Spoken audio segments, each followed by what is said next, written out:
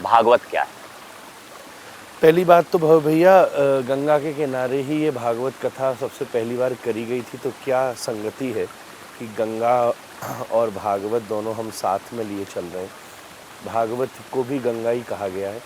ये गंगा प्रारब्ध पवित्र कर देती है, मुक्ति पवित्र कर देती है। भागवत भी हमारा प्रारब्ध, मुक्ति, जीवन सब पवित्र करती है।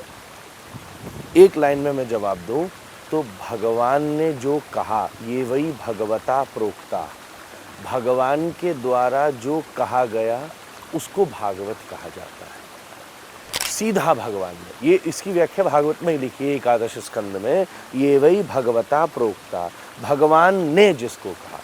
तो जब हम भागवत शब्द का प्रयोग करते तो एक शब्द आता है हरि कथा।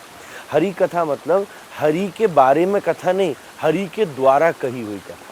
तो आपको जानकर आनंद आएगा कि भागवत कथा वो है जिसको सबसे पहली बार स्वयं भगवान ने कहा।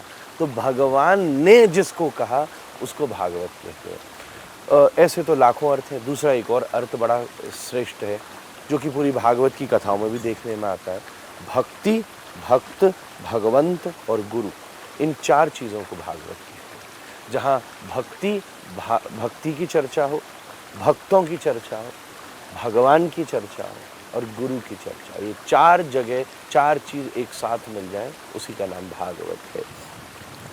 तीसरे मेरे अनुभव में जो अर्थ मुझे अनुभव में हुआ, भ से भक्ति, ग से ज्ञान, व से वैराग्य, त से त्याग, जो चार चीज़ें सिखा दे उसका नाम भागवत। तो भक्ति, ज्ञान, वैराग्य, त्याग, लेकिन हमारे हिंदू धर्म और संस्कृत में हर वर्ड का एक मूल होता है।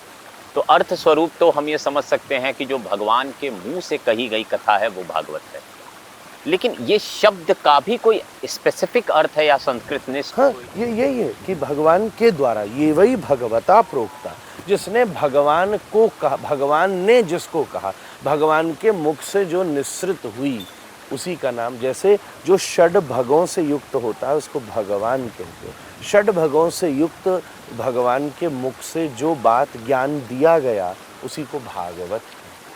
अब आपने कहा कि गंगा किनारे पहली बार भागवत सुनाई गई, और ये जानना आपके लिए बहुत आश्चर्यजनक होगा क्योंकि हमने बहुत बार सुना है कि नैमिषारण्य में भागवत सुनाई गई, परीक्षित जी ने भागवत सुनाया या सूत सौनक जी का भी प्रसंग आता है। तो ये गंगा किनारे कब हुआ, ये किस युग में हुआ और कैसे हुआ? इस कलयुग के प्रारंभ में, जिस समय ये कलयुग शुरू हुआ, ठीक उसके 25 वर्ष के बाद, ठीक 25 वर्ष के बाद गंगा के किनारे श्री व्यास जी, जिन्होंने वेदव्यास, जिन्होंने भागवत जी लिखी हैं, उनके सुपुत्र श्री सुखदेव जी ने पांडवों के वंशज परीक्षित जी, एकमात्र वंशज बचा था जो उस समय महाभारत के बाद सबसे बड़े इस आर्यावर्त के सम्राट थे, उन्होंने गंगा के तट पर बैठकर ये भागवत जी सुनी।